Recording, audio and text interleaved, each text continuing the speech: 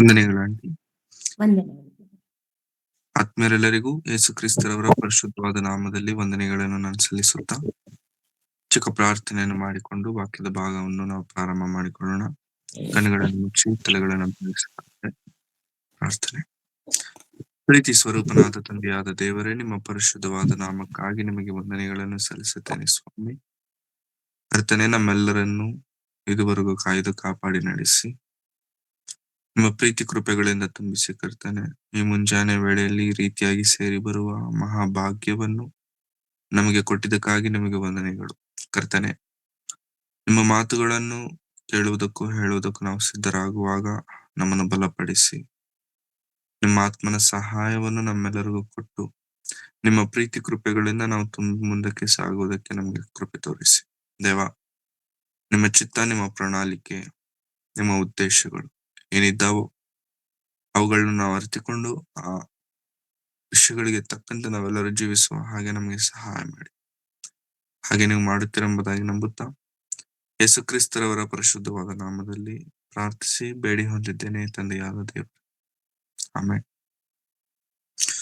ಮತ್ತೊಮ್ಮೆ ಆತ್ಮೀಯರೆಲ್ಲರಿಗೂ ಯೇಸು ಕ್ರಿಸ್ತರವರ ಪರಿಶುದ್ಧವಾದ ನಾಮದಲ್ಲಿ ನನ್ನ ಹೃದಯಪೂರ್ವಕವಾದಂತಹ ವಂದನೆಗಳನ್ನು ನಾನು ಸಲ್ಲಿಸುವನಾಗಿದ್ದೇನೆ.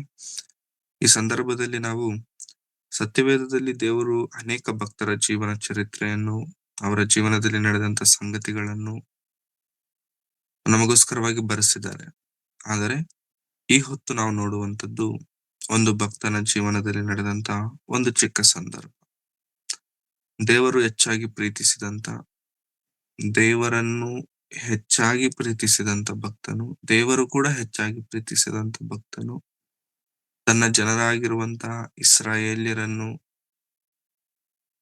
ನಡೆಸಿದಂತಹ ಭಕ್ತನು, ಆ ಭಕ್ತನ ಜೀವನದಲ್ಲಿ ನಡೆದಂತ ಒಂದು ಸಂದರ್ಭ. ಅದು ಈ ಹೊತ್ತು ಕ್ರೈಸ್ತರಾದಂತ ನಮಗೆ ಬೇಕಾಗಿರುವಂತ ಸಂಗತಿ.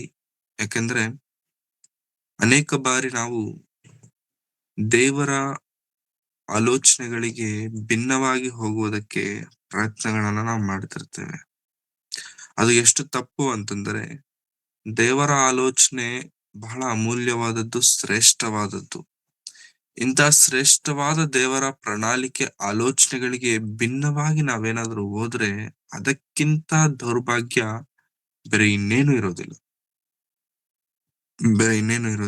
ಹಾಗಾಗಿ ಸತ್ಯವೇದದಲ್ಲಿ ದೇವರು ನಮಗೋಸ್ಕರವಾಗಿ ಒಂದು ಸಂದರ್ಭ ಏನಾದ್ರೂ ಬರೆಸಿದ್ದಾರೆ ಅಂತಂದ್ರೆ ಸುಮ್ಮನೆ ಅಲ್ಲ, ಜಸ್ಟ್ ನಾಟ್ ಫಾರ್ ಟೈಮ್ ಪಾಸ್ಗೋಸ್ಕರ ದೇವರು ಬರೆಸಲಿಲ್ಲ.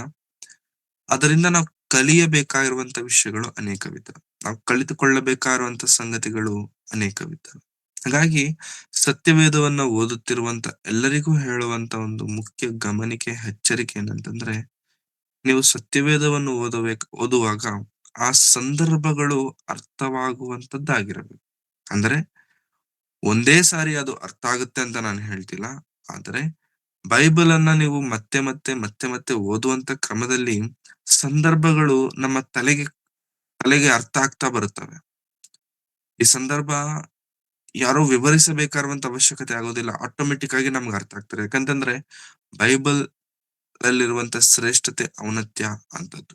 ಹಾಗಾಗಿ ಈ ದಿನ ನಾವೆಲ್ಲರೂ ಕೂಡ ಸತ್ಯವೇದವನ್ನ ಅರಣ್ಯಕಾಂಡಕ್ಕೆ ನಾವು ತಿರುಗಿಸುವುದಾದರೆ, ಅರಣ್ಯಕಾಂಡದ 12ನೇ ಅಧ್ಯಾಯದಲ್ಲಿ ಕೆಲವು ವಚನಗಳನ್ನು ಮಾತ್ರ ನಾವು ಇವತ್ತು ನೋಡ್ಲಿಕ್ಕಿದ್ದೇವೆ.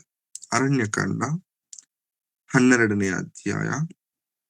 ಈ 12ನೇ ಅಧ್ಯಾಯದಲ್ಲಿ ಮೊದಲನೇ ವಚನದಿಂದ ಕೆಲವು ವಚನಗಳನ್ನು ನಾವು ನೋಡೋಣ. 12ನೇ ಅಧ್ಯಾಯ 1ನೇ ವಚನ. ಮೋಶೆ ಕೂಶ್ ದೇಶದ ಸ್ತ್ರೀಯನ್ನು ಮದುವೆ ಮಾಡಿಕೊಂಡಿದ್ದನು. ಅದರ ನಿಮಿತ್ತ ಮಿರ್ಯಾಮಳು ಆರೋನನು ಅವನಿಗೆ ವಿರುದ್ಧವಾಗಿ ಮಾತಾಡುವವರಾಗಿ, ಯೆಹೋವನು ಮೋಶೆಯ ಮೂಲಕವಾಗಿ ಮಾತ್ರವೇ ಮಾತಾಡಿದ್ದಾನೋ, ನಮ್ಮ ಮೂಲಕವೂ ಆತನು ಮಾತನಾಡಲಿಲ್ಲವೇ ಎಂದು ಹೇಳಿಕೊಂಡರು. ಆ ಮೋಶೆ ಭೂಮಿಯ ಮೇಲಿರುವ ಸಾಕು. ಮೋಶೆ ಕೂಶ್ ದೇಶದ ಸ್ತ್ರೀಯನ್ನು ಮದುವೆ ಮಾಡಿಕೊಂಡಿದ್ದನು. ಮೋಶೆ ಮದುವೆ ಮಾಡಿಕೊಂಡಿದ್ದಾನೆ. ಇದು ಮೊದಲನೇ ಮದುವೆ ಅಲ್ಲ, ಆಲ್ರೆಡಿ ಮದುವೆ ಆಗಿದೆ ಮೋಶೆಗೆ. ಮತ್ತೊಂದು ಮದುವೆಯನ್ನ ಮಾಡಿಕೊಂಡಿದ್ದಾನೆ. ಆ ಮದುವೆ ಕೂಶ್ ದೇಶದ ಸ್ತ್ರೀಯನ್ನು ಮಾಡಿಕೊಂಡ. ಆದರೆ ಈಗ ಎಂಟರ್ ಆದವರೇ ಮಿರಿಯಾಮಳು, ಆರೋನನು. ಯಾರಿವರಿಬ್ಬರು ಅಂತಂದ್ರೆ ಮೋಶೆಯ ಸಹೋದರ ಸಹೋದರಿಯರು. ಮೋಶೆಯ ಸಹೋದರ ಸಹೋದರಿಯರು. ಅಹರೋನನು ಮೋಶೆಯ ಅಣ್ಣ, ಮಿರಿಯಾಮಳು ಮೋಶೆಯ ಅಕ್ಕ. ಯಾರಾದರೆ ಆ ಪೆಟ್ಟಿಗೆಯಲ್ಲಿ ಮಗುವನ್ನ ಇಟ್ಟು ನೈಲ್ ನದಿಯಲ್ಲಿ ಹೋಗಬೇಕಾದ್ರೆ ಹಿಂದೆಯಿಂದ ನೋಡುತ್ತಾ ಇದ್ದಳೋ, ಯಾರಾದರೆ ಫರೋಹನ ಮಗಳ ಬಳಿಗೆ ಆ ಪೆಟ್ಟಿಗೆ ಹೋಗಿ ಆ ಮಗುವನ್ನ ನೋಡಿದಾಗ ನಿನಗೆ ದಾದಿ ಬೇಕು, ಈ ಮಗುವನ್ನು ಪಾಲಿಸಲು ಹಾಲು ಕೊಡ್ಲಿಕ್ಕೆ ದಾದಿ ಬೇಕಾ ಎಂಬುದಾಗಿ ಕೇಳಿದಂತ ಆ ಹುಡುಗಿ ಯಾರು ಅಲ್ಲ, ಮಿರಿಯಾಮಳು. ಅಂದ್ರೆ ಅಹರೋನನು ದೊಡ್ಡವನು, ಮಿರಿಯಾಮಳು ದೊಡ್ಡವಳು, ಮೋಶೆ ಇವರಿಬ್ಬರಿಗಿಂತ ಚಿಕ್ಕ ಹುಡುಗ. ಒಂದು ತಾಯಿ ಮಕ್ಕಳಿವರಲ್ಲ. ಆದರೆ ಈ ಒಂದು ತಾಯಿ ಮಕ್ಕಳಾಗಿದ್ದರೂ ಇವರಲ್ಲಿರುವಂತ ಔನ್ನತ್ಯವೇನಂತಂದ್ರೆ ದೇವರ ಮಾತಿಗೆ ವಿಧೇಯರಾಗುವಂತವರು, ದೇವರ ಕೆಲಸಕ್ಕೆ ಮುಂಬರುವಂತವರು ಈ ಮೂವರು ಮಕ್ಕಳು. ಓಕೆ, ಅದರಲ್ಲಿ ದೊಡ್ಡವಳಾಗಿರುವಂತ ಮಿರಿಯಾಮಳು ಹೇಗಿದ್ದಾಳೆ ಅಂತಂದ್ರೆ ದೇವರ ಮಾತುಗಳನ್ನು ಸಮಾಜಕ್ಕೆ ತಿಳಿಸುವಂತ ಪ್ರವಾದಿನಿಯಾಗಿದ್ದಳು. She was a prophet. ಆಕೆ ಪ್ರವಾದಿನಿಯಾಗಿದ್ದಳು. ಆಕೆಯ ತಮ್ಮನಾಗಿರುವಂತ ಅಹರೋನನು, ಆತನು ಸಹ ದೇವರ ಮಕ್ಕಳನ್ನು ನಡೆಸುವಂತ ನಾಯಕನಾಗಿರುವಂತ ಮೋಶೆಗೆ ರೈಟ್ ಹ್ಯಾಂಡ್ ಆಗಿದ್ದನು. ಹೌದಾ? ಯಾವಾಗಾದ್ರೆ ಮೋಶೆ ನನಗೆ ತೊದಲು ಬಾಯಿ ಉಳ್ಳವನು, ನಾನು ಸರಿಯಾಗಿ ಮಾತನಾಡ್ಲಿಕ್ಕಾಗಲ್ಲ ಅಂದಾಗ ಆಗ ದೇವರು ಇಮಿಡಿಯೇಟ್ ಆಗಿ ಹೇಳುವಂತ ಮಾತು, ನಿನ್ನ ಅಣ್ಣನಿದಾನಲ್ಲ, ಅಹರೋನನಿದಾನಲ್ಲ, ಅವನ್ ಚೆನ್ನಾಗ್ ಮಾತನಾಡ್ತಾನಲ್ಲ, ನಿನ್ನ ಬಾಯಿಗೆ ಬಾಯಿ ಆಗಿರ್ತಾನೆ, ನೀನು ಹೋಗಬೇಕಾದ್ರೆ ನಿನಗೆ ಎದುರುಗೊಳ್ತಾನೆ. You both meet each other. ನೀವಿಬ್ರು ಸೇರಿರಿ, ನಾನು ಹೇಳಿದಂತ ಕೆಲಸವನ್ನ ಮಾಡ್ರಿ. ಮೋಶೆ ಹತ್ರ ಮಾತನಾಡುವುದಕ್ಕಿಂತ ಮುಂಚೆನೆ ದೇವರ ಅಹರೋನನ ಹತ್ರ ಮಾತನಾಡಿದ್ದಾರೆ. ಅಹರೋನನು ಆಲ್ರೆಡಿ ಹೊರಟಿದ್ದಾನೆ. ಆತ ಹೊರಟಿರುವಂತ ಕ್ರಮದಲ್ಲಿ ದೇವರು ಮೋಶೆ ಜೊತೆಗೆ ಮಾತನಾಡ್ತಿದ್ದಾರೆ ಈ ಗ್ಯಾಪ್ ಅಲ್ಲಿ. ಸೊ ಮೋಶೆ ದೇವರ ಜೊತೆಗೆ ಮಾತನಾಡಿದ ನಂತರ, ಆ ದೇವರ ಹತ್ರ ಮಾತನಾಡಿದ ನಂತರ ಭೇಟಿ ಆಗಿರುವಂತದ್ದು ಅಹರೋನನನ್ನ. ಯಾಕಂತಂದ್ರೆ ಮೋಶೆ ಹತ್ರ ಮಾತನಾಡೋದಕ್ಕಿಂತ ಮೊದಲು ದೇವರು ಮಾತನಾಡಿರುವಂತದ್ದು ಅಹರೋನನ ಬಳಿ. ಓಕೆ, ಈ ಅಹರೋನನು ದೇವರಿಗೆ ಎಷ್ಟು ವಿಧೇಯನಾಗಿದ್ದಾನೆ ಅಂದ್ರೆ ಮೋಶೆ ಆ ಮಾತನಾಡಿರುವಂತ ಸಂದರ್ಭ ನಮ್ಮ ಬಳಿಯಲ್ಲಿದೆ. ಮತ್ತೆ ಅಹರೋನನು ಏನ್ ಮಾತಾಡಿದರೋ, ನನ್ಗೆ ಆಗಲ್ಲ ಅಂತ ಹೇಳ್ಕೊಂಡಿದಾರೋ ಏನೋ ಗೊತ್ತಿಲ್ಲ. But end of the day, ಕೊನೆಗೆ ದೇವರ ಮಾತಿಗೆ ವಿಧೇಯನಾಗಿ ಅಹರೋನನು ಕೂಡ ಬಂದಿದ್ದಾರೆ. ಮೋಶೆ ಬಗ್ಗೆ ನಾವೆಲ್ಲರೂ ಹೇಳಕ್ಕೆ ಪ್ರತ್ಯೇಕವಾಗಿ ಹೇಳಬೇಕಾದಂತ ಅವಶ್ಯಕತೆ ಇಲ್ಲ. ದೇವರ ಮಾತಿಗೆ ವಿಧೇಯನಾಗಿ ದೇವರ ಚಿತ್ತವನ್ನು ನೆರವೇರಿಸೋದಕ್ಕೆ ನಾಯಕನಾಗಿ ಮುಂದೆ ಬಂದಂತ ವ್ಯಕ್ತಿ ಮೋಶೆ. ಆದರೆ ಇವರಿಬ್ಬರು ಅಂದ್ರೆ ಈ ಮೂವರು ಅಕ್ಕ, ಇಬ್ಬರು ತಮ್ಮಂದಿರು, ಈ ಮೂವರು ಕೂಡ ದೇವರ ವಾಕ್ಯಕ್ಕೆ, ದೇವರ ಮಾತಿಗೆ, ದೇವರ ಸೇವೆಗೆ, ದೇವರ ಕೆಲಸಕ್ಕೆ ಮುಂದಿರುವಂತವರು, ಆಸಕ್ತಿ ಉಳ್ಳಂತವರು, ಕುಟುಂಬಗಳನ್ನು ಸಹಿತವಾಗಿ ಪಕ್ಕಕ್ಕೆ ಇಟ್ಟು ದೇವರಿಗೋಸ್ಕರ ತನ್ನ ಪ್ರಜೆಗಳನ್ನು ನಡೆಸುವಂತ ನಾಯಕರಾಗಿ ಮುಂದೆ ಬಂದಂತವರು. ವಿಷಯ ಏನಂತಂದ್ರೆ ಮೋಶೆ ನಾಯಕನು, ಈ ನಾಯಕನಾದಂತ ಮೋಶೆ ಮೇಲೆ ಇಬ್ಬರು ಗುಣಗುಡ್ತಿದಾರಂತೆ. ಅವ್ರು ಯಾರೋ ಅಲ್ಲ, ಸ್ವಂತ ಅಕ್ಕ, ಅಣ್ಣ. ಏನಂತ ಗುಣಗುಡ್ತಿದ್ದಾರೆ ನಾವು ನೋಡಿದ್ದೇವೆ 2ನೇ ವಚನದಲ್ಲಿ. ಯೆಹೋವನು ಮೋಶೆಯ ಮೂಲಕವಾಗಿ ಮಾತ್ರವೇ ಮಾತಾಡಿದ್ದಾನೋ, ನಮ್ಮ ಮೂಲಕವೂ ಆತನು ಮಾತಾಡಲಿಲ್ಲವೇ ಎಂದು ಹೇಳಿಕೊಂಡರು.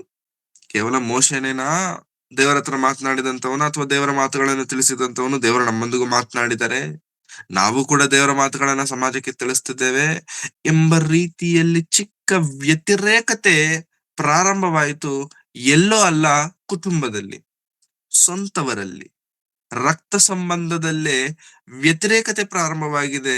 ಈ ವ್ಯತಿರೇಕತೆ ಅನೇಕ ಬಾರಿ ಕುಟುಂಬದಲ್ಲಿ ಪ್ರಾರಂಭವಾದಾಗ, ಸರಿ ಬಿಡು, ಆಯ್ತು ಬಿಡು, ನಮ್ಮವ್ರೇ ಅಲ್ವಾ ಅಂತ ಕಾಂಪ್ರಮೈಸ್ ಆಗಿ ನಾವೇ ಹೋಗ್ತಿರ್ತೇವೆ. ಏನಾಯ್ತು, ನಮ್ಮವ್ರೇ ಅಲ್ವಾ ಅಂದಿದ್ದು, ಏನಾಯ್ತು, ನಮ್ಮ ಅಣ್ಣನೇ ತಾನೆ ಅಂದಿದ್ದು, ನಮ್ಮ ಅಕ್ಕನೇ ತಾನೆ ಅಂದಿದ್ದು ಅಂತ ಹೇಳ್ಬಿಟ್ಟು ಕಾಂಪ್ರಮೈಸ್ ಆಗಿ ಹೋಗ್ಬಿಡ್ತೇವೆ. ನಮ್ಮ ಲೈಫಲ್ಲೂ ಕೂಡ ತುಂಬಾ ಸಲ ಹಾಗಾಗುತ್ತೆ. ಯಾರೋ ಬೇರೆಯವ್ರ ಅಂದ್ರೆ ಬೇಜಾರು ಮಾಡ್ಕೋಬೇಕು, ಅಂದವ್ರು ಯಾರು? ನಮ್ಮವ್ರೇ ತಾನೆ ಅಂತೇಳಿ ಕಾಂಪ್ರಮೈಸ್ ಮಾಡ್ಕೊಂಡು ಹೋಗ್ತಿರ್ತೇವೆ. ಇಲ್ಲಿ ಕೂಡ ಮೋಶೆ ಕಾಂಪ್ರಮೈಸ್ ಮಾಡ್ಕೊಂಡು ಹೋಗ್ತಿರ್ಬೇಕಾದ್ರೆ, ಕಾಂಪ್ರಮೈಸ್ ಮಾಡಿಕೊಂಡಿರುವಂತದ್ದು ಮೋಶೆ, ಕಾಂಪ್ರಮೈಸ್ ಆಗದೇ ಇರುವಂತದ್ದು ದೇವರು. ಮೋಶೆ ಕಾಂಪ್ರಮೈಸ್ ಮಾಡ್ಕೊಳ್ತಿ ಆಯ್ತು, ಅಕ್ಕ ಏನೋ ಅಂತಿದ್ದಾರೆ, ಅಣ್ಣ ಏನೋ ಅಂತಿದ್ದಾರೆ, ಗುಣಗುಡ್ತಿದಾರೆ, ಮಾಡ್ಕೊಳ್ಳಿ ಅಂತ ಮೋಶೆ ಸುಮ್ನಿದ್ದಾರೆ. ಬಟ್ ಮೋಶೆ ಪಕ್ಷದಲ್ಲಿದ್ದಂತ ದೇವರು ಸುಮ್ನಿರ್ತಾರೆ. 2ನೇ ವಚನದಿಂದ ಮತ್ತೆ ಓದಿಕೊಳ್ಳೋಣ. ಯೆಹೋವನು ಮೋಶೆ ಮೂಲಕವಾಗಿ ಮಾತ್ರವೇ ಮಾತಾಡಿದ್ದಾನೋ, ನಮ್ಮ ಮೂಲಕವೂ ಆತನು ಮಾತನಾಡಲಿಲ್ಲವೇ ಎಂದು ಹೇಳಿಕೊಂಡರು. 3ನೇ ವಚನದಿಂದ ಓದೋಣ. ಆ ಮೋಶೆ ಓದಿಪ. ಆ ಮೋಶೆ ಭೂಮಿಯ ಮೇಲಿರುವ ಎಲ್ಲಾ ಮನುಷ್ಯರಿಗಿಂತಲೂ ಬಹು ಸಾತ್ವಿಕನು. ಹೀಗಿರಲಾಗಿ ಅವರು ಆಡಿದ ಮಾತನ್ನು ಯೆಹೋವನು ಕೇಳಿ, ಪಕ್ಕನೆ ಮೋಶೆ ಆರೋನ್ ಮಿರ್ಯಾಮರಿಗೆ ನೀವು 3 ಮಂದಿಯು ದೇವದರ್ಶನದ ಗುಡಾರಕ್ಕೆ ಬರಬೇಕೆಂದು ಆಜ್ಞಾಪಿಸಿದನು. ಆ ಮೂವರು ಸಾಕು. ಮೋಶೆ 3ನೇ ವಚನ. ಮೋಶೆ ಭೂಮಿಯ ಮೇಲಿರುವ ಎಲ್ಲಾ ಮನುಷ್ಯರಿಗಿಂತಲೂ ಬಹು ಸಾತ್ವಿಕನು. ಯಾರು? ಮೋಶೆ. ಭೂಮಿಯ ಮೇಲಿರುವಂತ ಎಲ್ಲಾ ಮನುಷ್ಯರಿಗಿಂತ ಸಾತ್ವಿಕನ. ಯಾಕೆಂತಂದ್ರೆ ಏನೇ ಹೇಳ್ತಿದ್ದರು, ಏನೇ ಅಂತಿದ್ದರು ಕೂಡ ಸಹಿಸಿಕೊಳ್ಳುವಂತ ವ್ಯಕ್ತಿ, ತಾಳ್ಮೆ ಉಳ್ಳಂತ ವ್ಯಕ್ತಿ, ದೀರ್ಘ ಶಾಂತಿ ಉಳ್ಳಂತ ವ್ಯಕ್ತಿ ಮೋಶೆ. ಪ್ರೇರೆ, ಮೋಶೆಯಲ್ಲಿದ್ದಂತ ಈ ಒಳ್ಳೆ ಲಕ್ಷಣ ದೇವರನ್ನೇ ಆಕರ್ಷಿಸಿತು. ದೇವರನ್ನೇ ಆ ಒಂದು ವಾಗ್ವಾದದಲ್ಲಿ ಇಳಿಸುವಂತೆ ಮಾಡಿತು. ದೇವರನ್ನೇ ತನ್ನ ಪಕ್ಷದಲ್ಲಿ ನಿಲ್ಲಿಸಿಕೊಳ್ಳುವಂತೆ ಮಾಡಿತು. ನಮ್ಮ ಜೀವನದಲ್ಲೂ ಕೂಡ ಪ್ರೇರೆ, ನಮ್ಮಲ್ಲಿ ಏನೋ 1000 ಒಳ್ಳೆ ಗುಣಗಳಿದಾವೆ ಅಂತ ದೇವರು ನಮ್ಮನ್ನ ಆರಿಸಿಕೊಂಡಿಲ್ಲ. ನಮ್ಮಲ್ಲಿ ಏನೋ ಒಂದು ಲಕ್ಷಣ ದೇವರಿಗೆ ಬಹಳ ಇಷ್ಟವಾಗಿದೆ. ನಮ್ಮಲ್ಲಿ ಯಾವುದೋ ಒಂದು ಕ್ಯಾರೆಕ್ಟರ್ ಅದು ದೇವರಿಗೆ ಬಹಳ ಪ್ರೀತಿಕರವಾಗಿದೆ. ಆ ಒಂದು ಲಕ್ಷಣಕ್ಕೋಸ್ಕರವಾಗಿ, ಆ ಒಂದು ಗುಣಕ್ಕೋಸ್ಕರವಾಗಿಯೇ ದೇವರು ಕ್ರಿಸ್ತನ ಮೂಲಕವಾಗಿ ನಮ್ಮೆಲ್ಲರನ್ನು ಆರಿಸಿಕೊಂಡಿದ್ದಾರೆ. ಆ ಒಂದು ಒಳ್ಳೆ ಗುಣವನ್ನು ನಾವು ಯಾವತ್ತೂ ಕಳ್ಕೊಳ್ಳಬಾರದು.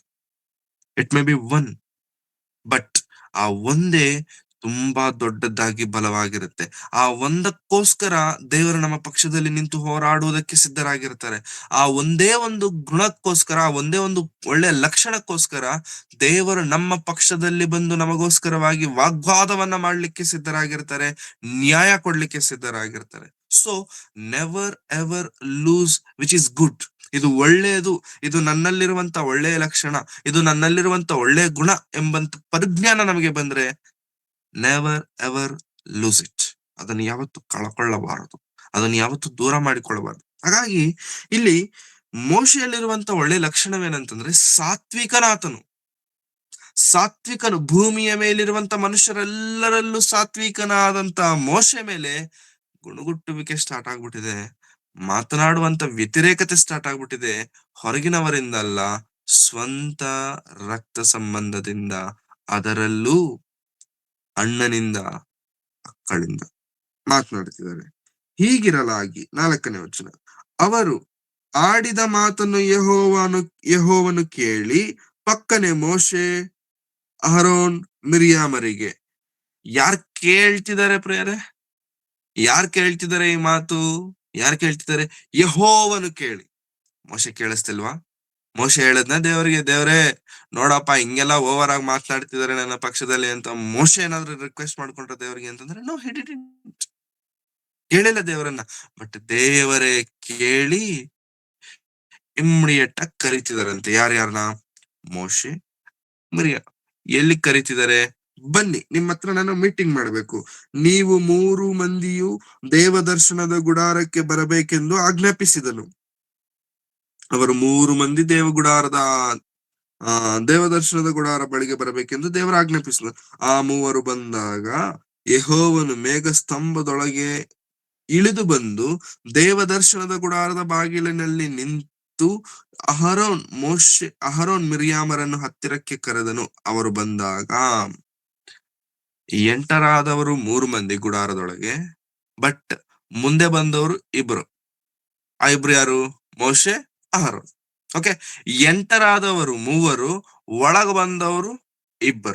ಸೊ ಈ 2 ಯಾರ್ಯಾರು ಅಂತಂದ್ರೆ ಗುಣಗುಡದವರು, ಮೋಶೆಗೆ ವ್ಯತಿರೇಕವಾಗಿ ಮಾತನಾಡಿದವರು. ತುಂಬಾ ಸಲ ಏನನ್ಸುತ್ತೆ ಪ್ರಿಯರೇ, ನಮ್ಮವ್ರನ್ನ, ಅದು ಎಂತ ದೊಡ್ಡವ್ರೇ ಆದ್ರೂ ಕೂಡ, ಇವ್ರು ನಮ್ಮವ್ರೇ ಅಲ್ವಾ, ಏನಾದ್ರು ಸೈಲೆಂಟ್ ಆಗಿರ್ತಾರೆ, ಭಕ್ತಿಯಲ್ಲಿದಾರಲ್ವಾ, ಸಹಿಸಿಕೊಳ್ತಾರೆ. ನಾವು ಮಾಡಿದ್ದು ತಪ್ಪಲ್ಲ ಅಂತ ತುಂಬಾ ಜನ ಅಂದ್ಕೊಳ್ತಾರೆ. ನಿಜಕ್ಕೂ ಏನಂತಂದ್ರೆ ದೇವರ ಪಕ್ಷದಲ್ಲಿ ನಿಂತವರ ವಿಷಯದಲ್ಲಿ ಮಾತನಾಡುವಾಗ we should be very careful. ಅವರು ನಮ್ಮ ಸ್ವಂತವರೇ ಆಗಿದ್ದರೂ ಕೂಡ. ಅವರು ನಮ್ಮ ಸ್ವಂತವರೇ ಆಗಿದ್ದರೂ ಕೂಡ be very careful while talking about them. ಯಾಕೆಂದರೆ ಅವರು ನಿಂತಿರುವಂತದ್ದು ಸರ್ವಶಕ್ತನಾಗಿರುವಂತ ದೇವರ ಪಕ್ಷದಲ್ಲಾಗಿರೋದ್ರಿಂದ ಏನಾದ್ರೂ ಸ್ವಲ್ಪ ಎಡವಟ್ಟು ಮಾತನಾಡಿದರೆ ದೇವರೇ ಬಂದು ಬೆನ್ನು ಮುರಿತಾರೆ. ದೇವರೇ ಬಂದು ಏನ್ ಮುರಿಬೇಕಾದನ್ ಮುರಿತಾರೆ. ಮೋಶೆ ವಿಷಯದಲ್ಲೂ ಕೂಡ ಮಿರ್ಯಾಮಳು, ವಾಕ್ಯ ತಿಳಿದಂತ ಮಿರ್ಯಾಮಳು, ದೇವರ ಪ್ರವಾದಿನಿಯಾದಂತ ಮಿರ್ಯಾಮಳು, ದೇವರ ವಾಕ್ಯಕ್ಕೆ ವಿಧೇಯನಾದಂತ ಅಹರೋನನು, ಇಷ್ಟೆಲ್ಲ ವಿಧೇಯತೆ, ಇಷ್ಟೆಲ್ಲ ತಗ್ಗಿಸುವಿಕೆ, ಇಷ್ಟೆಲ್ಲ ಭಕ್ತಿ ಅವರಲ್ಲಿದ್ದಾಗ್ಯೂ ಕೂಡ ಆ ಒಂದು ವಿಷಯದಲ್ಲಿ ಮೋಶೆ ಮೇಲೆ ಗುಣಗುಟ್ಟುವುದನ್ನ ಪ್ರಾರಂಭ ಮಾಡಿದ್ರು. ಅವಾಗ ದೇವರವರನ್ನು ದೇವದರ್ಶನದ ಗುಡಾರಕ್ಕೆ ಕರೆಸಿ, ಮೋಶೆಯನ್ನ ಸೈಡ್ಗೆ ನಿಲ್ಲಿಸಿ, ಅವರಿಬ್ಬರನ್ನ ಮಾತ್ರ ಮುಂದಕ್ಕೆ ಕರೆಸಿ, ನಿಮ್ಮೊಬ್ಬರ ಜೊತೆ ನಾನು ಮಾತನಾಡ್ಬೇಕು. ಏನ್ ಮಾತನಾಡ್ತಿದ್ದಾರೆ ನೋಡಿ ದೇವರೀಗ 6ನೇ ವಚನದಿಂದ ದೇವರು ಮಾತನಾಡ್ತಿರುವಂತದ್ದು. ನನ್ನ ಮಾತನ್ನು ಕೇಳಿರಿ, ನಿಮ್ಮಲ್ಲಿ ಪ್ರವಾದಿ ಇದ್ದರೆ ನಾನು ಅವನಿಗೆ ಜ್ಞಾನ ದೃಷ್ಟಿಯಲ್ಲಿ ಕಾಣಿಸಿಕೊಳ್ಳುವೆನು, ಇಲ್ಲವೇ ಸ್ವಪ್ನದಲ್ಲಿ ಅವನ ಸಂಗಡ ಮಾತನಾಡುವೆನು. ನನ್ನ ಸೇವಕನಾದ ಮೋಸೆ ಅಂತವನಲ್ಲ, ಅವನು ನನ್ನ ಮನೆಯಲ್ಲೆಲ್ಲಾ ನಂಬಿಗಸ್ತನು. ಅವನ ಸಂಗಡ ನಾನು ಗೂಢವಾಗಿ ಅಲ್ಲ, ಪ್ರತ್ಯಕ್ಷದಲ್ಲಿ ಸ್ಪಷ್ಟವಾಗಿಯೇ ಮಾತಾಡುವೆನು. ಅವನು ಯೆಹೋವನ ಸ್ವರೂಪವನ್ನೇ ಸೃಷ್ಟಿಸುವನು. ಹೀಗಿರಲು ನೀವು ನನ್ನ ಸೇವಕನಾದ ಮೋಸೆಗೆ ವಿರುದ್ಧವಾಗಿ ಮಾತಾಡುವುದಕ್ಕೆ ಭಯಪಡಬೇಕಾಗಿತ್ತು ಎಂದು ಹೇಳಿ ಕೋಪಗೊಂಡು ಹೋದನು. ಸಾಕು. 6ನೇ ವಚನದಿಂದ 8ನೇ ವಚನದವರೆಗಿರುವಂತ ಈ 3 ವಚನಗಳ ಸಂದರ್ಭವೇನಾದ್ರೂ ಇದೆಯಲ್ಲ, ಇದು ಬಹಳ ಪ್ರಾಮುಖ್ಯವಾದದ್ದು. ಮೋಶೆ ಬಾಯಿ ತೆರೆದು ಏನು ಮಾತನಾಡಿಲ್ಲ ಪ್ರಿಯರೇ. ಬಾಯಿ ತೆಗೆದು ಯಾಕಕ್ಕ ಹಿಂಗ ಮಾತನಾಡ್ತಿದ್ಯಾ ಅಣ್ಣ, ಯಾಕಣ್ಣ ಈ ತರ ಮಾತನಾಡ್ತಿದ್ಯಾ ಅಂತ ಒಂದೇ ಒಂದು ಮಾತಾದ್ರೂ ಮೋಶೆ ಬಾಯಿ ತೆರೆದು ಮಾತನಾಡಲಿಲ್ಲ ಪ್ರಿಯರೇ. ದೇವರಿಗೆ ಕೋಪ ಬಂದ್ಬಿಡ್ತಂತೆ. ದೇವರಿಗೆ ಕೋಪ ಬಂದ್ಬಿಡ್ತಂತೆ. ತುಂಬಾ ಸಲ ನಮ್ಮ ಜೀವನದಲ್ಲಿ ಅಂತ ಪರಿಸ್ಥಿತಿ ನಾವ್ ಬರುತ್ತೆ ನೋಡಿ.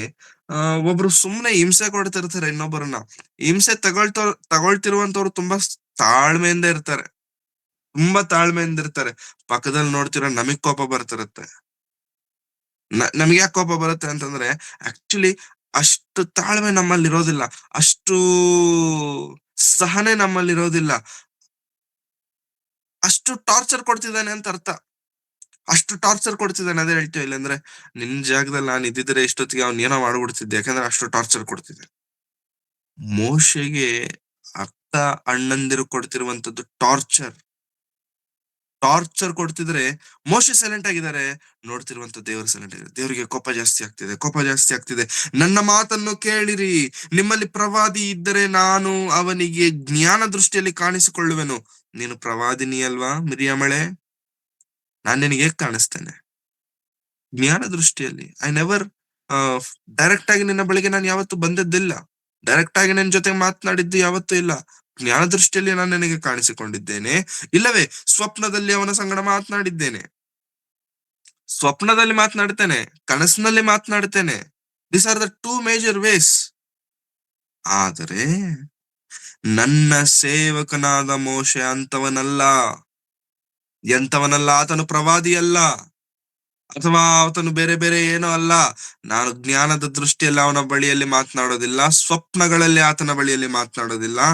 ಅವನು ನನ್ನ ಮನೆಯಲ್ಲೆಲ್ಲಾ ನಂಬಿಗಸ್ತನಾಗಿರುವುದರಿಂದ ಅವನ ಸಂಗಡ ನಾನು ಗೂಢವಾಗಿ ಅಲ್ಲ, ಪ್ರತ್ಯಕ್ಷದಲ್ಲಿಯೇ ಸ್ಪಷ್ಟವಾಗಿಯೇ ಮಾತನಾಡುವೆನು.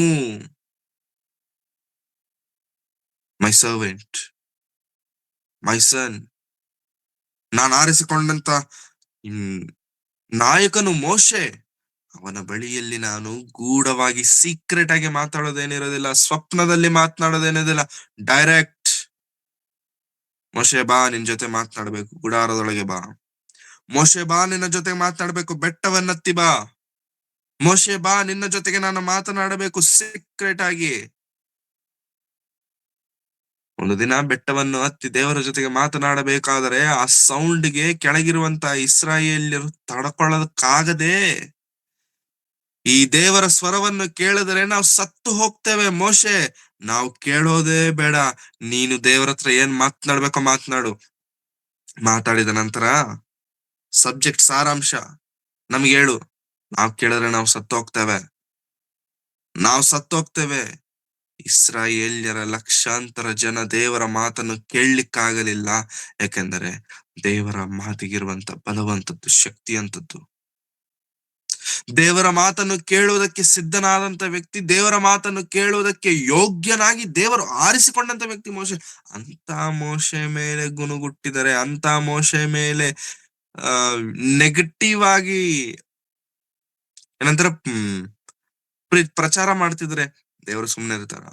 ದೇವರು ಇಳಿತಿದ್ದಾರೆ, ದೇವರು ಮುಂದೆ ಬರ್ತಿದ್ದಾರೆ, ದೇವರ ಸಂದರ್ಭವನ್ನ ಟೇಕ್ ಓವರ್ ಮಾಡ್ತಿದ್ದಾರೆ. ನಿಮ್ಮ ತರ ಅಲ್ಲ. ನಾನು ಸ್ವಪ್ನದಲ್ಲಿ ಮಾತನಾಡೋದಿಲ್ಲ, ಅಥವಾ ನಾನು ಏನೋ ದಿವ್ಯ ದೃಷ್ಟಿಯಲ್ಲಿ ಮಾತನಾಡೋದಿಲ್ಲ. I talk to him directly, face to face. Face to face. ನನ್ನ ಮನೆಯಲ್ಲಿ ನಂಬಿಗಸ್ತನು ಯಾರಾದರೂ ಇದ್ದರೆ, there is only one and only Moshe. ಪ್ರಿಯರೇ, ದೇವರಿಗೆ ನಮ್ಮಲ್ಲಿ ಬೇಕಾಗಿರುವಂತದ್ದು, ದೇವರು ನಮ್ಮಲ್ಲಿ ನೋಡುವಂತದ್ದು ಬಹಳ ಕೆಲವರಲ್ಲೇ ಇರುವಂತ ಒಂದು ಲಕ್ಷಣ. ಮೋಶೆಯಲ್ಲಿ ದೇವರು ನೋಡಿರುವಂತದ್ದು ನಂಬಿಗಸ್ತಿಕೆ. ಮೋಶೆಯಲ್ಲಿ ದೇವರು ನೋಡಿರುವಂತದ್ದು ವಿಧೇಯತೆ. ಮೋಶೆಯಲ್ಲಿ ದೇವರು ನೋಡಿರುವಂತದ್ದು ದ ಕನ್ಸಿಸ್ಟೆನ್ಸಿ. ಒಂದು ದಿನ ಭಕ್ತನಾಗಿರಲಿಲ್ಲ, 2 ದಿನ ಭಕ್ತನಾಗಿರಲಿಲ್ಲ ಮೋಶೆ. ಕನ್ಸಿಸ್ಟೆಂಟ್ ಆಗಿ ಭಕ್ತನಾಗಿದ್ದ. ಬಿಕಾಸ್ ಈ ಭಕ್ತಿ, ಈ ವಿಧೇಯತೆ ಬೇರೆ ಯಾರಲ್ಲೂ ದೇವರಿಗೆ ಕಾಣ್ಲಿಲ್ಲ. ಅದು ಕೇವಲ ಮೋಶೆಯಲ್ಲೇ ಕಾಣಿಸಿತು. ಆತನು ಏನ ಕೆಲಸ ಮಾಡದಂತ ನಿಷ್ಪ್ರಯೋಜನವಾದಂತ ಪರಿಸ್ಥಿತಿಯಲ್ಲಿ ಇದ್ದಾಗ ದೇವರು ಮೋಶೆಯನ್ನು ಆರಿಸಿಕೊಂಡರು. ದೇವರು ಕೂಡ ನಮ್ಮನ್ನು ಆರಿಸಿಕೊಂಡಾಗ ವಿ ವರ್ ವರ್ತ್ಲೆಸ್. ನಾವ್ ಯಾವ ಗಣನೆಗೆ ಬಾರದಂತವ್ರು ನಾವೆಲ್ಲರೂ. ಅಂತವರಾದಂತ ನಮ್ಮನ್ನು ಆರಿಸಿಕೊಂಡಿದ್ದಾರೆ ಅಂತಂದ್ರೆ ಅರ್ಥ ಏನಾಗುತ್ತಾ ಪ್ರಿಯರೇ? ನಮಗೂ ಗೊತ್ತಿಲ್ಲದೆ ನಮ್ಮಲ್ಲಿರುವಂತ ಕೆಲವು ಒಳ್ಳೆ ಲಕ್ಷಣಗಳು, ಅದು ಸಹಿಸಿಕೊಳ್ಳುವಂತದ್ದಾಗಿರಬಹುದು, ಅದು ಪ್ರೀತಿಸುವಂತದ್ದಾಗಿರಬಹುದು, ಸಹಕರಿಸುವಂತದ್ದಾಗಿರಬಹುದು, ಅಥವಾ ಆ ಪ್ರಾರ್ಥಿಸುವಂತದ್ದಾಗಿರಬಹುದು, ಉಪಚಾರ ಮಾಡುವಂತದ್ದಾಗಿರಬಹುದು, ಅತಿಥಿ ಸತ್ಕಾರವನ್ನ ಮಾಡುವಂತದ್ದಾಗಿರಬಹುದು, ಕೋಪಿಸಿಕೊಳ್ಳದೇ ಇರುವಂತದ್ದಾಗಿರಬಹುದು, ಪರಿಸ್ಥಿತಿಗಳನ್ನು ಅರ್ಥ ಮಾಡಿಕೊಂಡು ಅದಕ್ಕೆ ತಕ್ಕಂತೆ ನಡೆದುಕೊಳ್ಳುವಂತದ್ದಾಗಿರಬಹುದು, ದೇವರ ಸೇವೆಯಲ್ಲಿ ಆಸಕ್ತಿಯಾಗಿ ಜೀವಿಸುವಂತದ್ದಾಗಿರಬಹುದು, ಅನೇಕರನ್ನು ದೇವರಲ್ಲಿ ನಿಲ್ಲಿಸುವಂತದ್ದಾಗಿರಬಹುದು.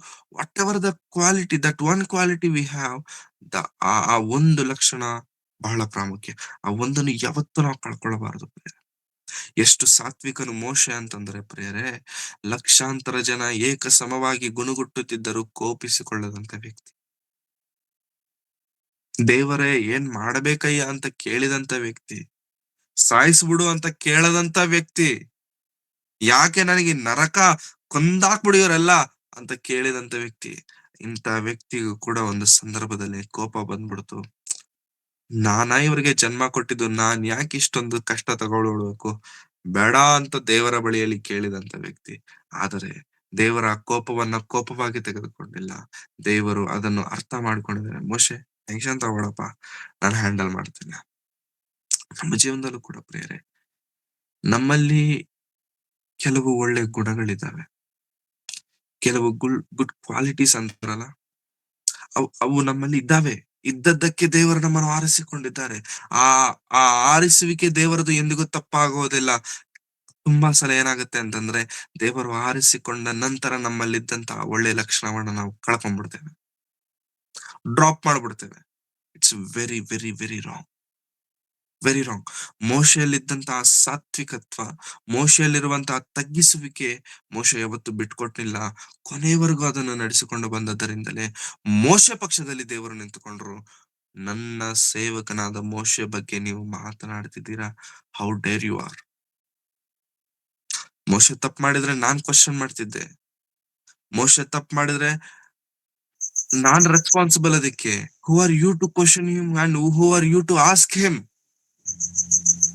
Never ever dare to question my son. ನನ್ನ ಮಗನನ್ನು ಕುರಿತು ಪ್ರಶ್ನಿಸುವುದಕ್ಕೆ ಧೈರ್ಯ ಮಾಡಬೇಡ. ಮೋಶೆ, ಮಿರಿಯಾಮರಿಗೂ ಅಹರೋನನಿಗೂ ದೇವರು ಮಾಡ್ತಿರುವಂತ ವಾರ್ನಿಂಗ್.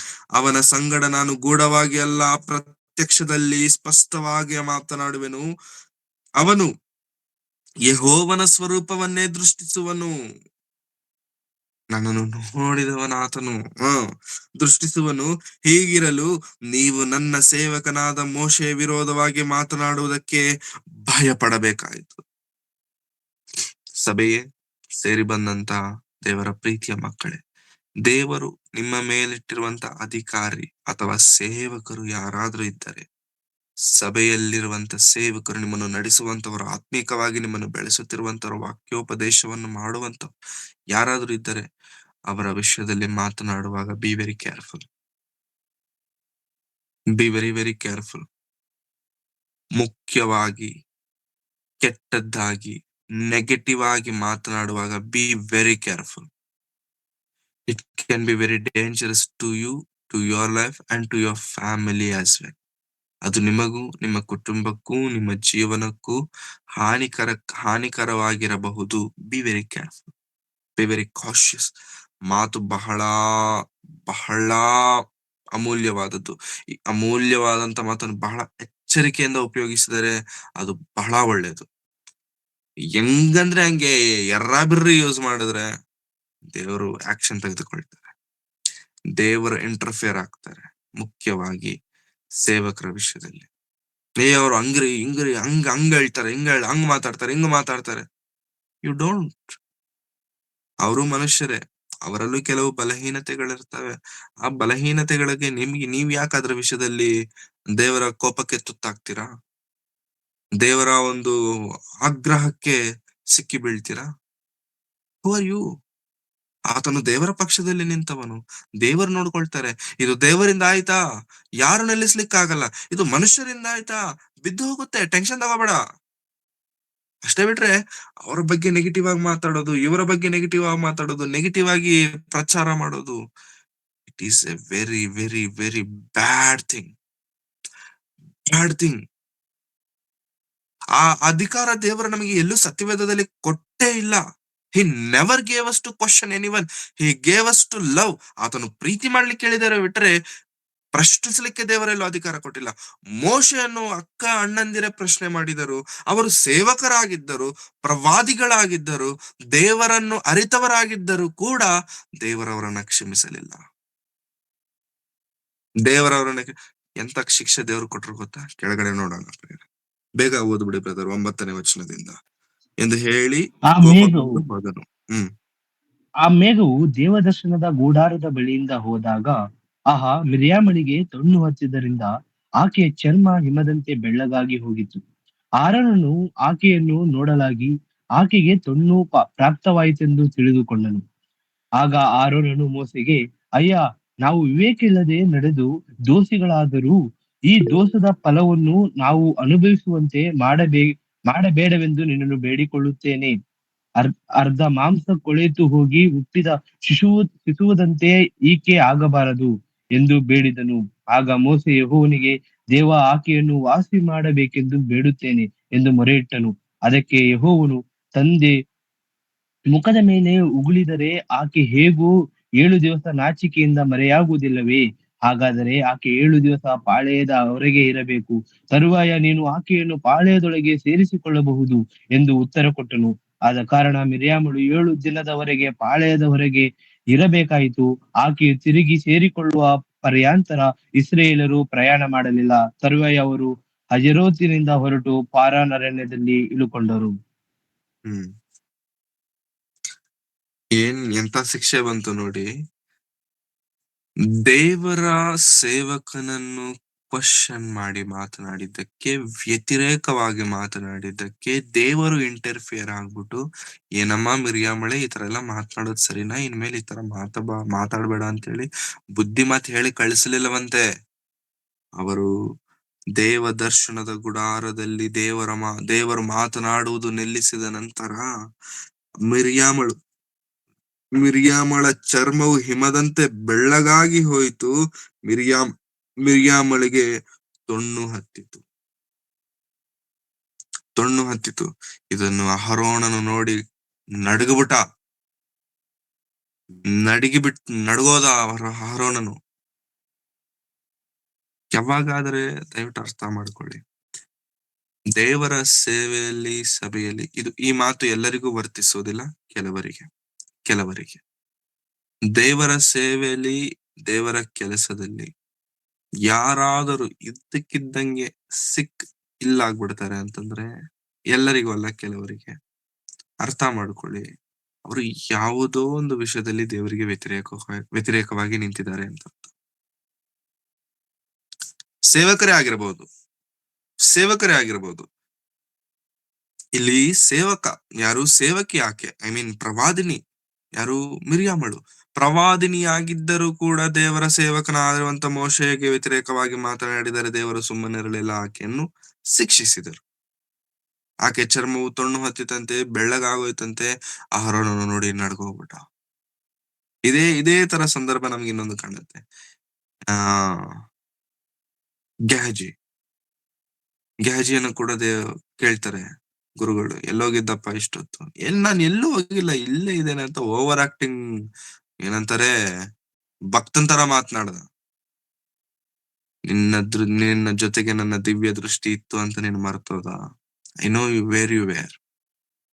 ನನಗ್ ಗೊತ್ತು ನೀನೆಲ್ಲಿದ್ದೆ ಅಂತ. ನಾಮಾನನು ಕಳ್ಕೊಂಡಂತ ರೋಗ ನಿನಗ್ ಬರುತ್ತೆ. ನಿನಗೂ ನಿನ್ನ ಸಂತಾನದವರೆಗೂ ಅದೇ ರೋಗದಿಂದ ನೀವು ನರಳಾಡ್ಬೇಕು.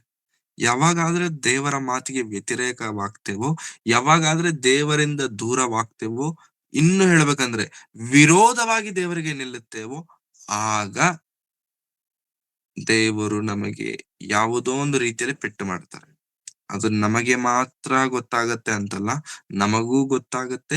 ನೋಡಿದವರಿಗೆ ಒಂದು ವೇಳೆ ಬುದ್ಧಿ ಜ್ಞಾನ ಇದ್ರೆ ಅವ್ರಿಗೂ ಗೊತ್ತಾಗತ್ತೆ, ಏನೋ ಡ್ಯಾಮೇಜ್ ಮಾಡ್ಕೊಂಡಾರಪ್ಪ ಇವ್ರು, ದೇವರಿಗೇನೋ ಮಾಡಿದ. ಅಂದ್ರೆ ಮತ್ತೆ ಅಗೇನ್ ಎಲ್ಲರಿಗೂ ಇದು ಅನ್ವಯಿಸೋದಿಲ್ಲ, ಬಟ್ ತುಂಬಾ ಜನಕ್ಕೆ ಇದು ಅನ್ವಯಿಸುತ್ತೆ. ಓಕೆ. ಹಾಗಾಗಿ ಮೋಶೆ ದೇವರ ಸೇವಕ, ದೇವರ ಪಕ್ಷದಲ್ಲಿ ನಿಂತವರು. ಆ ಮೋಶೆ ಬಗ್ಗೆ ಮಾತನಾಡುವಂತ ಅರ್ಹತೆ, ಯೋಗ್ಯತೆ ಇರುವಂತದ್ದು ಕೇವಲ ದೇವರಿಗೆ ಮಾತ್ರ. ಸೊ ತಪ್ಪು ಮಾಡಿದಾರ, ಶಿಕ್ಷಿಸುವಂತವರು ದೇವರು. ಒಳ್ಳೇದು ಮಾಡಿದಾರ, ಪ್ರತಿಫಲವನ್ನು ಕೊಡುವಂತವರು ದೇವರು. Never ever question the servant of god. ನಿನಗೆ ಇಷ್ಟ ಆಗಿಲ್ವಾ? ನಿನಗೆ ಅಲ್ಲಿರೋದು ಇಷ್ಟ ಆಗಿಲ್ವಾ? ಅವರ ಪರಿಸ್ಥಿತಿಗಳು ನಿನಗೆ ಇಷ್ಟ ಆಗಿಲ್ವಾ? You can leave it, but you don't question it. You can leave it, but you don't question. ಹಾಗಾಗಿ ದೇವರ ಸಮ್ಮುಖದಲ್ಲಿ ಬರಬೇಕಾದ್ರೆ ನಮ್ಮ ಬಾಯಿಗಳನ್ನು ಬಹಳ ಎಚ್ಚರಿಕೆಯಿಂದ ಕಾಪಾಡಿಕೊಳ್ಳೋಣ. ದೇವರ ಸನ್ನಿಧಾನಕ್ಕೆ ಬರಬೇಕಾದ್ರೆ ನಿನ್ನ ಬಾಯನ್ನು ಕಾಪಾಡಿಕೋ. ಸೇವಕರ ವಿಷಯದಲ್ಲಾಗಲಿ, ಅವರ ಕುಟುಂಬದ ವಿಷಯದಲ್ಲಾಗಲಿ, ಅವರ ಪರ್ಸನಲ್ ಲೈಫ್ಗೆ ತಲೆ ತೂರಿಸ್ಲಿಕ್ಕೆ ಹೋಗ್ಬೇಡಿ. Personal is personal, official is official. When you enter into their personal lives, God will enter into your lives. ದೇವರೇ ನಮ್ಮ ಲೈಫ್ಗೆ ಎಂಟರ್ ಆದ್ರ ಚಾಪ್ಟರ್ ಕ್ಲೋಸ್. ಯಾಕೆಂದ್ರೆ ನಾವು ಎಷ್ಟು ಒಳ್ಳೆಯವರು ನಮಗೆ ಚೆನ್ನಾಗಿ ಗೊತ್ತು. ಸೇವಕರ ಮುಂದೆ ಒಳ್ಳೆ ಮಾತನಾಡ್ತೇವೆ, ಸೇವಕರ ಹಿಂದೆ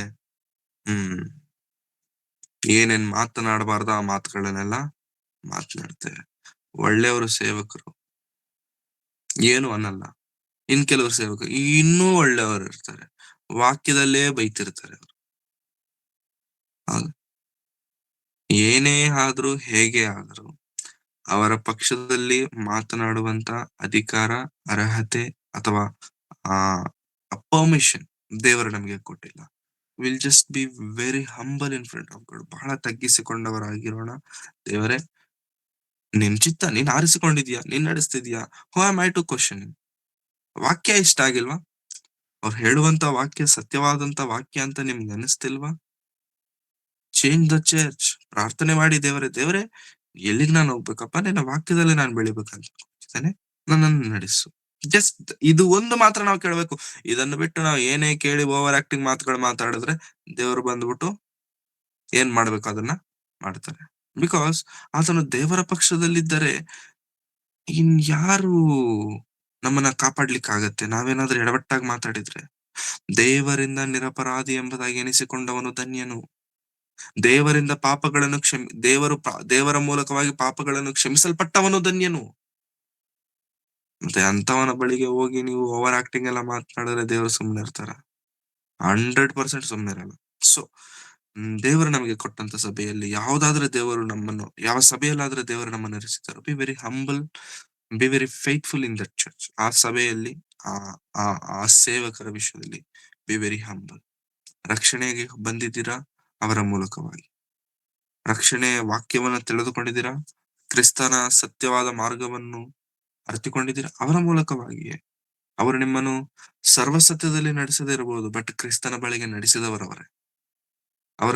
ಅವರ ವಿಷಯದಲ್ಲಿ ಯಾವತ್ತೂ ನೆಗೆಟಿವ್ ಆಗಿ ಮಾತನಾಡಬೇಡಿ. ಅವರ ವಿಷಯದಲ್ಲಿ ಯಾವತ್ತೂ ಆ ಭಿನ್ನವಾಗಿ ಮಾತನಾಡೋಣ. ಹೌದು, ಅವರು ಅಸತ್ಯದಲ್ಲಿದ್ದಾರೆ. ಓಕೆ. ಅವರು ಸುಳ್ಳು ಬೋಧನೆ ಮಾಡ್ತಾರೆ. ಓಕೆ. ಬಟ್ ಆ ಸುಳ್ಳು ಬೋಧನೆಯಿಂದನೇ ತಾನೇ ನಾವು ವಾಕ್ಯ ತಿಳಿದುಕೊಂಡದ್ದು, ಕ್ರಿಸ್ತನನ್ನ ತಿಳಿದುಕೊಂಡದ್ದು. ಆ ಸುಳ್ಳು ಬೋಧನೆ ಇಲ್ಲದೇ ಇದ್ದಿದ್ರೆ ಸತ್ಯ ಬೋಧನೆ ಎಲ್ಲಿಂದ ನಾವು ತಿಳ್ಕೊಳ್ತಿದ್ವಿ? ಅಲ್ಲಿಂದಾನೇ ತಾನೇ ಪ್ರೇರೆ. ಇಲ್ಲಿರುವಂತ 90% ಆಫ್ ದ ಪೀಪಲ್, ನಾವೆಲ್ಲರೂ ಕೂಡ ಮೊದಲೇ ಸತ್ಯವಾದಂತ ವಾಕ್ಯವನ್ನು ತಿಳಿದುಕೊಂಡು ಬಂದವರಲ್ವಲ್ಲ. ಬೇರೆ ಬೇರೆ ಡಿನಾಮಿನೇಷನ್, ಬೇರೆ ಬೇರೆ ಸಭೆ, ಬೇರೆ ಬೇರೆ ರೀತಿಗಳಿಂದ ಇಲ್ಲಿಗೆ ಬಂದಂತವರು. ಬಟ್ ಇಲ್ಲಿಗೆ ಬಂದ ನಂತರ ನಮಗೆ ಎಂತ ಗರ್ವ ಬಂದ್ಬಿಡುತ್ತೆ ಅಂತಂದ್ರೆ, ಇಷ್ಟು ದಿನ ನಾನು ಸತ್ಯವನ್ನು ತಿಳಿದುಕೊಂಡಿದ್ದೆ, ಆ ಪಾಸ್ಟರ್ ಸರಿಯಾಗಿ ಹೇಳಿಲ್ಲ, ಆ ಪಾಸ್ಟರ್ ಹಂಗೆ, ಈ ಪಾಸ್ಟರ್ ಹಿಂಗೆ. ನೋ ಸರ್, ಕೃತಜ್ಞಹೀನರಾಗ್ತೇವೆ ನಾವು. ಹಾಗ್ ಮಾಡಿದ್ರೆ ನಾವು ಏನಾಗ್ತೇವೆ ಗೊತ್ತಾ? ಕೃತಜ್ಞತೆಯನ್ನ ಮರೆತವರಾಗ್ತೇವೆ. ನಿನ್ನನ್ನು ನನ್ನನ್ನು ರಕ್ಷಣೆಗೆ ತಂದಂತವರ ಆ ಸೇವಕರು. Never ever blame him, never ever question him. ನೀನು ಸತ್ಯ ಸತ್ಯ ಸತ್ಯ ಅಂತ ಯಾವ ಸತ್ಯದ ಹಿಂದೆ ಹೋಗ್ತಿದ್ಯೋ, ಆ ಸತ್ಯವಾದಂತ ಮಾರ್ಗಕ್ಕೆ ನಡೆಸಿದಂತವರು, ಆ ಮಾರ್ಗದಲ್ಲಿ ನಿಲ್ಲಿಸಿದಂತವರೇ ಅವರು ಅಸತ್ಯವಾದಂತ ಬೋಧಕರಂತ ಯಾರು ಹೇಳ್ತಿದ್ದಾರೆ. ಅದಕ್ಕೆ ಯಾವ ಬೋಧಕರನ್ನು, ಯಾವ ಸೇವಕರನ್ನು ಪ್ರಶ್ನಿಸಬೇಡಿ. ಆ ಇಲ್ಲ ಸಲ್ಲದಂತೆ ಅವರ ಬಗ್ಗೆ ವ್ಯತಿರೇಕವಾಗಿ ಮಾತನಾಡ್ಲಿಕ್ಕೆ ಹೋಗ್ಬೇಡಿ. ಮಾತನಾಡ್ಲೇಬೇಡಿ, ಒಳ್ಳೇದು ಮಾತನಾಡ್ಬೇಡಿ, ಕೆಟ್ಟದ ಮಾತಾಡ್ಬೇಡಿ. ಯಾಕೆ ಬೇಡ? ಒಳ್ಳೆಯವರ ಮನಸ್ಸಿನಲ್ಲಿರ್ಲಿ ಸಾಕು. ಅವ್ರು ಒಳ್ಳೆಯವರು, ಓಕೆ, ಒಳ್ಳೆ ಅಭಿಪ್ರಾಯ ಇಟ್ಕೊಂಡಿರಿ. ದಯವಿಟ್ಟು ಇಂಥ ಗಲಿಬಿಲಿಯ ಸಂದರ್ಭವನ್ನ ಸಭೆಯಲ್ಲಿ ಎತ್ತಿ ತೋರಿಸಿದಾಗ ಒಂದು ಸಭೆ ಹಾಳಾಗತ್ತೆ, ನಾವು ಹಾಳಾಗ್ತೇವೆ. ಸಭೆ ಹಾಳಾಗಿದೆ ಅಂದ್ರೆ ದೇವರು ಆಟೋಮೆಟಿಕ್ ಆಗಿ ನಮ್ಮನ್ನ ಹಾಳು ಮಾಡ್ತಾರೆ. ಇದರಿಂದ ಆಗುವಂತದ್ದು ಪ್ರಯೋಜನವೇನೂ ಇಲ್ಲ, ಅಷ್ಟೇ. ಹಾಗಾಗಿ ನಮ್ಮ ಬಾಯಿಗಳನ್ನು, ನಮ್ಮ ತುಟಿಗಳನ್ನು, ನಮ್ಮ ನಾಲಿಗೆಯನ್ನು ಕಾಪಾಡಿಕೊಳ್ಳೋಣ. ಕೆಲವೊಬ್ಬರಿಗೆ ಆ ಕಾಪಾಡಿಕೊಳ್ಳುವಂತ ಕಂಟ್ರೋಲ್ ಇರೋದಿಲ್ಲ ನಾಲಿಗೆ, ಆ ಗ್ರಿಪ್ ಇರೋದಿಲ್ಲ. ತುಂಬಾ ಸಲ ಆ ಹೇಳ್ಬಾರ್ದು ಮಾತಾಡಬಾರ್ದು ಅನ್ಕೊಳ್ತಾರೆ, ಒಳ್ಳೇದೇ. ಬಟ್ ಮಾತಾಡದೇ ಇರಕ್ಕಾಗಲ್ಲ. Let's control our tongues, our lips.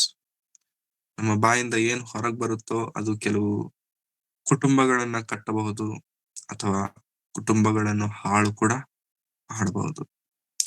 ಸಭೆಯನ್ನು ಕಟ್ಟಬಹುದು, ಸಭೆಯನ್ನು ಹಾಳು ಕೂಡ ಮಾಡಬಹುದಾಗಿದೆ. ಹಾಗಾಗಿ ಈ ಮಾತಿನ ವಿಷಯದಲ್ಲಿ ನಾವು ಬಹಳ ಗಂಭೀರವಾಗಿ ಮುಂದಕ್ಕೆ ಹೋಗೋಣ. ಸೇವಕರ ಅದರ ವಿಷಯದಲ್ಲಿ ತಲೆ ಕೆಡಿಸ್ಕೊಂಡಿಲ್ಲ ಅಂತಂದ್ರು ದೇವರ ವಿಷಯದಲ್ಲಿ ತಲೆ ಕೆಡಿಸ್ಕೊಳ್ತಾರೆ, ದೇವರೇ ಇನ್ವಾಲ್ವ್ ಆಗ್ತಾರೆ. 7 ದಿನ ಪ್ರಯಾಣ ಮಾಡದೆ ನಿಂತೋಗ್ಬಿಟ್ಟಿದ್ದಾರೆ ಇಸ್ರಾಯೇಲ್ಯರು. ಕಾರಣ ಮಿರಿಯಾಮಳು. ಪಾಳೆಯದ ಹೊರಗಿದ್ದಳು. She was out of the Israelites. ಇಸ್ರಾಯೇಲ್ಯರಿಂದ ಹೊರಗೆ 7 ದಿನ, ಒಂದು ವಾರ ಉದ್ದಕ್ಕೂ. That is the punishment. That's the punishment. So let's be very careful, let's be very humble. ಬುದ್ಧಿ ಬರೋದಕ್ಕೆ ದೇವರು ಏನ್ ಬೇಕಾದ್ರೂ ಮಾಡ್ತಾರೆ. ಗೆಹಜಿಗೆ ಬುದ್ಧಿ ಬಂದದ್ದು ರೋಗ ಬಂದ ನಂತರ, ಮಿರಿಯಾಮಳಿಗೆ ಬುದ್ಧಿ ಬಂದದ್ದು ರೋಗ ಬಂದ ನಂತರ, ಅಹರೋನನಿಗೆ ಬುದ್ಧಿ ಬಂದದ್ದು ರೋಗ ನೋಡಿದ ನಂತರ. ನಮಗೆ ರೋಗ ಬಂದಿಲ್ಲ, ನೋಡಿದ್ದೇವೆ. ಏನ್ ರೋಗ? ದೊಡ್ಡ ರೋಗ, ಕರೋನಾ ರೋಗ ನೋಡಿದ್ದೇವಲ್ವಾ? ಬುದ್ಧಿ ಬಂದಿದ್ರೆ ದೇವ್ರಿಗೆ ಸ್ತೋತ್ರ. ಬುದ್ಧಿ ಬಂದಿಲ್ವಾ? ಆ ರೋಗ ನಮ್ಗೆ ಬರುತ್ತೆ, ನಮ್ಮನ್ನ ನೋಡಿ ಬೇರೆಯವ್ರ ಬುದ್ಧಿ ತಂದ್ಕೊಳ್ತಾರೆ. Don't be a trial rat. ತುಂಬಾ ಮೆಡಿಸಿನ್ಸ್ ನಮ್ಗೆ, ನಾವು ತಿನ್ನೋದಕ್ಕಿಂತ ಮೊದಲು ಇಲಿಗಳಿಗೆ ಹಾಕ್ತಾರೆ ಆ ಮೆಡಿಸಿನ್ಸ್ ನ, ಇಂಜೆಕ್ಷನ್ಸ್ ಏನೇ ಆಗಿರ್ಬೋದು. ಅದನ್ನ ಇಲಿ ಬದುಕ್ಬಿಡುತ್ತೆ ಅಂತ ಅಂದ್ಕೊಳ್ಳಿ, ಇನ್ನೊಂದ್ 2-3 ಇಲಿಗಳ ಮೇಲೆ ಮಾಡ್ತಾರೆ. ಓಕೆ, ಇದ್ರ ಎಲ್ಲರ ಮೇಲೆ ಬದುಕದ್ಮೇಲೆ ಆಮ್ಯಾಗ ಮನುಷ್ಯನ ಮೇಲೆ ಪ್ರಯೋಗ ಮಾಡ್ತಾರೆ. ಮನುಷ್ಯನ ಬದುಕಬಿಟ್ನ, ಓಕೆ ಡನ್, ಹ್ಯೂಮನ್ ಟ್ರಯಲ್ಸ್ ಆಗ್ಬಿಟ್ಟಿದೆ, ಕಳಿಸಿ ಎಲ್ಲರೂ ಯೂಸ್ ಮಾಡಿ. ದೇವರು ಕೂಡ ನಮ್ಮ ಮೇಲೆ ಬೇರೆಯವ್ರ ಮೇಲೆ ಟ್ರಯಲ್ ಮಾಡಿದಾಗ ನಾವು ನೋಡ್ಕೊಂಡು ಹುಷಾರಾಗ್ಬಿಡ್ಬೇಕು. ಅಯ್ಯೋ ದೇವ್ರೆ ಹಿಂಗ, ಓಕೆ. ನಮ್ಮ ಮೇಲೆ ಟ್ರಯಲ್ ಮಾಡೋವರೆಗೂ ನಾವ್ ಇಟ್ಕೋಬಾರ್ದು. ಲೆಟ್ಸ್ ಬಿ ವೆರಿ ಕೇರ್ಫುಲ್ ಮಾತನ ವಿಷಯದಲ್ಲಿ. ಅದು ಕೇವಲ ಸೇವಕರೇ ಅಂತಲ್ಲ, ಯಾರ ವಿಷಯದಲ್ಲಿ ಆಗಿರಬಹುದು. Don't talk any negatives. even in your secret life and in your personal life. Be positive. ಒಳ್ಳೆಯದನ್ನೇ ಮಾಡೋಣ, ಒಳ್ಳೆಯದನ್ನೇ ಹಂಚೋಣ. ಕೆಟ್ಟದ್ದನ್ನು ಬೇಡ, ಕೆಟ್ಟದ್ದನ್ನು ಮಾತನಾಡುವುದು ಬೇಡ, ಆಲೋಚನೆಗಳು ಕೂಡ ಬೇಡ. ಯಾಕಂದ್ರೆ ಕೆಟ್ಟದ್ದು ಕೆಟ್ಟದೇ, ಒಳ್ಳೆಯದು ಒಳ್ಳೆಯದೇ. ದೇವರು ದೇವರೇ, ಸೈತಾನನು ಸೈತಾನ. ಹಾಗಾಗಿ ಮೋಶೆಯ ಜೀವನದಿಂದ ನಾವು ಕಲಿತುಕೊಂಡಂತ ಈ ಚಿಕ್ಕ ಸಂದರ್ಭದಿಂದ ನಾವು ಅರ್ಥ ಮಾಡಿಕೊಳ್ಳಬೇಕಾದಂತದ್ದು ಏನಂತಂದ್ರೆ, ಸೇವಕರ ವಿಷಯದಲ್ಲಿ ಬಹಳ ಕೇರ್ಫುಲ್ ಆಗಿರೋಣ. ಆ ಅವ್ರು ನಿಮಗೆ ಇಷ್ಟ ಇಲ್ಲದೆ ಇರ್ಬೋದು, ದೇವರಿಗೆ ಇಷ್ಟ ಇರ್ತಾರೆ. ಸೊ ಅವ್ರು ಯಾರು ಒಳ್ಳೆಯವರೇ ಆಗಿರ್ಬೋದು, ಕೆಟ್ಟವರೇ ಆಗಿರ್ಬೋದು, ಎಂತವರೇ ಆಗಿರ್ಬೋದು, ಮಾತಾಡ್ಲಿಕ್ಕೆ ಹೋಗ್ಬೇಡಿ. ದೇವ್ರು ನೋಡ್ಕೊಳ್ತಾರೆ. ಆ ಲೆಕ್ಕ ಏನಿದೆ ಅದನ್ನ ದೇವ್ರು ಅಷ್ಟು ಇಷ್ಟ ಆಗ್ತಿಲ್ವಾ ಅಲ್ಲಿರಕ್ಕೆ, ಪ್ರಾರ್ಥನೆ ಮಾಡಿ. ದೇವರು ಒಳ್ಳೆ ಸ್ಥಳಕ್ಕೆ ನಮ್ಮನ್ನ ಸೇರಿಸ್ತಾರೆ. ಒಳ್ಳೆ ವಾಕ್ಯದಲ್ಲಿ ದೇವರು ನಮ್ಮನ್ನ ನಡೆಸ್ತಾರೆ. ಅಷ್ಟೇ ಬಿಟ್ರೆ ಮಾತನಾಡಿ ದೇವರಿಂದ ದೂರ ಆಗುವುದು ಬೇಡ. ಕಣ್ಣುಗಳನ್ನು ಮುಚ್ಚಿ ಪ್ರಾರ್ಥನೆ ಮಾಡಿ. ಪ್ರೀತಿ ಸ್ವರೂಪನಾದ ತಂದೆಯಾದ ದೇವರೇ, ನಿಮ್ಮ ಪರಿಶುದ್ಧವಾದ ನಾಮಕ್ಕಾಗಿ ನಿಮಗೆ ವಂದನೆಗಳನ್ನ ಸಲ್ಲಿಸ್ತೇನೆ ಸ್ವಾಮಿ. ಭಕ್ತನಾದಂತ ಮೋಶೆ ಅವರ ಜೀವನದಿಂದ ನಮಗೆ ಕೆಲವು ವಿಷಯಗಳನ್ನ ನೀವು ಕಳಿಸಿಕೊಟ್ಟದಕ್ಕಾಗಿ ನಿಮಗೆ ವಂದನೆಗಳು. ನಾವು ಅನೇಕ ಬಾರಿ ಕರ್ತನೆ ಬಾಯಿಂದ ದುಡುಕುವವರಾಗಿ, ಇದು ಸರಿಯೇ ಅಂದುಕೊಂಡು ತಪ್ಪನ್ನು ಮಾಡುವವರಾಗಿ, ಒಳ್ಳೆಯದು ಎಂದು ತಿಳಿದು ಕೆಟ್ಟದ್ದನ್ನು ಮಾಡುವವರಾಗಿದ್ದೇವೆ. ನಮ್ಮನ್ನು ಕ್ಷಮಿಸಿ ಕರ್ತನೆ. ಇನ್ನು ಮುಂದೆ ಅಂತ ತಪ್ಪುಗಳನ್ನು, ಅಂತ ತಪ್ಪಾದ ಮಾರ್ಗದಲ್ಲಿ ಹೋಗುವುದನ್ನು ಬಿಟ್ಟು ನಿಮ್ಮ ಮುಂದೆ ಯೋಗ್ಯವಾಗಿ ನಡೆದುಕೊಳ್ಳುವುದಕ್ಕೆ ನಮಗೆ ಸಹಾಯ ಮಾಡಿ. ನಿಮ್ಮ ಪ್ರೀತಿ ಕೃಪೆಗಳಿಂದ ನಮ್ಮನ್ನು ತುಂಬಿಸಿ, ನಿಮ್ಮ ಚಿತ್ತಕ್ಕೆ ಅನುಗುಣವಾಗಿ ನಮ್ಮನ್ನು ನಡೆಸಿ ಕರ್ತನೆ. ಕೇವಲ ಕೇಳುವವರಾಗಿ ಮಾತ್ರ ನಾವಿರದೆ, ಕೇಳಿದಂತ ಮಾತುಗಳ ಪ್ರಕಾರವಾಗಿ ಜೀವಿಸುವಂತೆ ನೀವು ಸಹಾಯ ಮಾಡ್ತೀರೆಂಬುದಾಗಿ ನಂಬುತ್ತಾ, ಎಚ್ಚರಿಕೆ ಉಳ್ಳವರಾಗಿ ಬಹಳ ಗಂಭೀರದಿಂದ ನಮ್ಮ ಭಕ್ತಿಯನ್ನು ಕಾಪಾಡಿಕೊಂಡು ಅನೇಕರ ನಿಮ್ಮ ಸತ್ಯವಾದ ಮಾರ್ಗದಲ್ಲಿ ನಿಲ್ಲಿಸುವಂತ ಒಳ್ಳೆ ಮನಸ್ಸಾಕ್ಷಿಯನ್ನು ನಮ್ಮೆಲ್ಲರಿಗೂ ನೀವು ದಯಪಾಲಿಸುತ್ತೀರೆಂಬುದಾಗಿ ನಂಬುತ್ತಾ, ಸೇರಿ ಬಂದಿರುವಂತ ಎಲ್ಲರನ್ನು ನಿಮ್ಮ ಕರಗಳಿಗೆ ಒಪ್ಪಿಸಿಕೊಡುತ್ತಿದ್ದೇನೆ ಸ್ವಾಮಿ. ಪ್ರತಿಯೊಬ್ಬರನ್ನು ಬಲಪಡಿಸಿ, ಕುಟುಂಬದಲ್ಲಿ ಶಾಂತಿ ಸಮಾಧಾನವನ್ನು ಕೊಟ್ಟು ನಡೆಸಿ, ಬಾಯನ್ನು ಕಾಪಾಡಿಕೊಂಡು ನಿಮ್ಮ ಮುಂದೆ ಕರ್ತನೆ ಯೋಗ್ಯರಾಗಿ ನಿಂತುಕೊಳ್ಳುವಂತೆ ಸಹಾಯ ಮಾಡಿ. ಈ ಕಾರ್ಯಕ್ರಮವನ್ನು ನಡೆಸುತ್ತಿರುವಂತ ಏಕಾಂಟಿಯವರನ್ನು, ಅವರ ಕುಟುಂಬ ದೀಕ್ಷಿತನ್ನು ನಿಮ್ಮ ಕರಗಳಲ್ಲಿ ಒಪ್ಪಿಸಿಕೊಡುತ್ತೇನೆ ಸ್ವಾಮಿ. ಅವರಿಬ್ಬರನ್ನು ಇದುವರೆಗೂ ಯಾವ ಕೊರತೆ ಇಲ್ಲದ ಹಾಗೆ ಪ್ರತಿ ವಿಷಯದಲ್ಲೂ ಕೈ ಹಿಡಿದು ನಡೆಸಿಕೊಂಡು ಬರುತ್ತಿದ್ದೀರಾ. ನಿಮಗೆ ವಂದನೆಗಳು. ಇನ್ನು ಮುಂದೆಯೂ ಕೂಡ ನೀವು ನಡೆಸುತ್ತೀರಾ ಎಂಬುದಾಗಿ ನಂಬುತ್ತಾ, ನಮ್ಮನ್ನು ನಾವು ತಗ್ಗಿಸಿಕೊಳ್ಳುತ್ತಾ ನಿಮ್ಮೊಬ್ಬರನ್ನೇ ಹೆಚ್ಚಿಸುತ್ತಾ, ಸಮಸ್ತವಾದಂತ ಮಹಿಮೆ, ಘನತೆ, ಪ್ರಭಾವಗಳನ್ನು ನಿಮ್ಮೊಬ್ಬರಿಗೆ ಸಲ್ಲಿಸುತ್ತಾ, ಯೇಸು ಕ್ರಿಸ್ತರವರ ಪರಿಶುದ್ಧವಾದಂತ ನಾಮದಲ್ಲಿ ಪ್ರಾರ್ಥಿಸಿ ಬೇಡಿ ಹೊಂದಿದ್ದೇನೆ ತಂದೆಯಾದ ದೇವರೇ, ಆಮೇಲೆ. ನಮ್ಮ ತಂದೆಯಾದ ದೇವರ ಪ್ರೀತಿಯು, ಕರ್ತನಾದಂತ ಯೇಸು ಕ್ರಿಸ್ತರವರ ಕೃಪೆಯು, ಪವಿತ್ರಾತ್ಮನ ಅನ್ಯೋನ್ಯತೆಯು ಸಹವಾಸು ಇಂದಿಗೂ ಎಂದಿಗೂ ಸದಾ ಕಾಲವು ಕರ್ತನು ಬರುವ ತನಕ ನಮ್ಮೆಲ್ಲರೊಂದಿಗೆ ಸದಾ ನೆಲೆಯಾಗಿರಲಿ. ಆಮೇಲೆ. ಎಲ್ಲರಿಗೂ ವಂದನೆಗಳು. Thank you very much.